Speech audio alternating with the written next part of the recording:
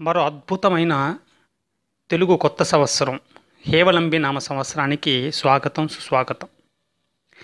ఇది భగవంతుని తోడుగా అందరి బిడ్డలు ఆనందంగా ఉండే కొత్త సంవత్సరం. ఈ సంవత్సరంలో మనం ముఖ్యంగా మూఢనమ్మకాలు, జాతకాలు, వాస్తు, మొక్కు ఈ నాలుగుటి నుంచి బయటకు వచ్చేసి భగవంతుని బిడ్డగా మనం ఎంతో ఉన్నతమైన స్థాయికి ఎదగడానికి ఇది మరో నూతన సంవత్సరం, గొప్ప సంవత్సరం, గొప్ప అవకాశం. ఎందుకంటే మూఢనమ్మకాలు, జాతకాలు, వాస్తు, మొక్కులు మనకు అవసరం లేదు. మనలో ఉన్నది భగవంతుడు. మనం భగవంతుని యొక్క శక్తి కలిగిన వాళ్ళం. మనకు దేని గురించి భయపడాల్సిన అవసరం లేదు. భగవంతుడు అంటేనే బలం. భగవంతుడు అంటేనే అనితర సాధ్యమైన ఏ పనైనా చేయగలడు. భగవంతుడు అంటేనే పురుషోత్తముడు. ఆ పురుషోత్తముడు యొక్క విభూతి మనం కలిగి ఉన్నాం కాబట్టి మనకు ఈ నాలుగిటితో నిజంగా పని లేదు. అందువల్ల భగవంతుని మీద పరిపూర్ణమైన విశ్వాసంతో మనం ముందుకు వెళ్తూ ఉంటే ఈ కొత్త సంవత్సరం మనకి చాలా అద్భుతంగా ఉంటుంది.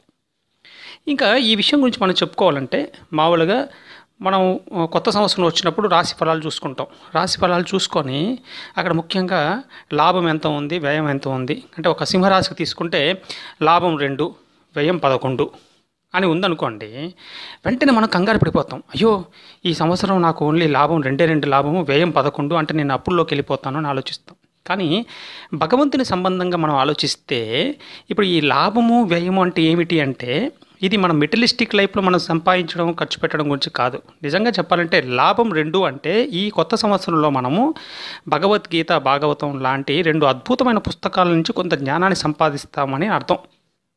అలాగే వ్యయం 11 అంటే ఇక్కడ ఏమిటి అంటే ఎప్పుడైతే మనం ఆ అద్భుతమైన గ్రంథాలని చదివి భగవంతుని తత్వాన్ని అర్థం చేసుకున్నామో మనం చేసిన చెడ్డ కర్మలు ఏదైతే ఉంటాయో, అంటే ఈ జన్మలో కానీ, పూర్వజన్మలో కానీ, ఇంతకుముందు జన్మలో కానీ ఏదైనా చెడ్డ పనులు ఉంటే అవి వ్యయం కింద ఖర్చు అయిపోతాయని అర్థం.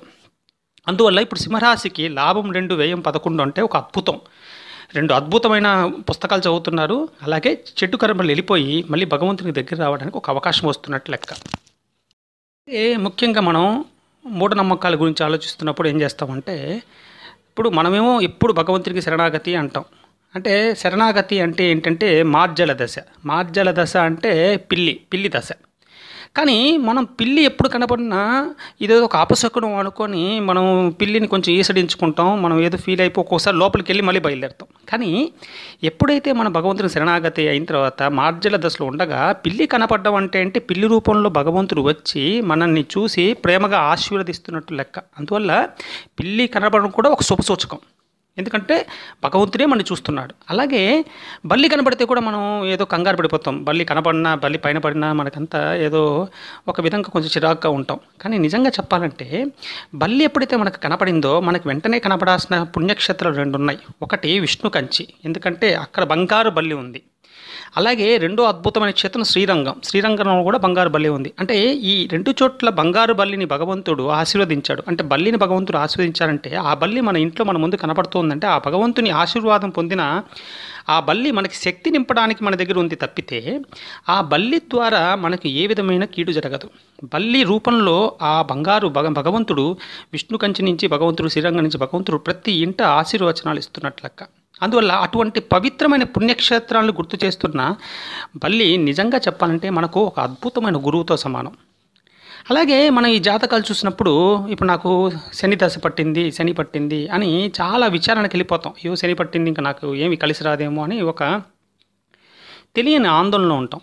కానీ నిజంగా చెప్పాలంటే శని ఈశ్వరుడు అంటారు. అంటే శని ఈశ్వరుడు అంటే ఈశ్వరుడే మనకు తోడుగా ఉన్నాడు అని లెక్క. అందువల్ల శని దశ అంటే ఈశ్వరుని తోడుగా, ఈశ్వరుని యొక్క తోడుతో మనం చేసే ప్రయాణమే అద్భుత ప్రయాణమే ఈ శని దశ. అందువల్ల భగవంతుడే మనకి తోడుగా ఉండగా ఇంకా అది ఎటువంటి దశ. అందువల్ల శని దశ అనేది ఒక అద్భుతమైన దశ. దానిలో ఏ విధమైన తిరుగులేదు.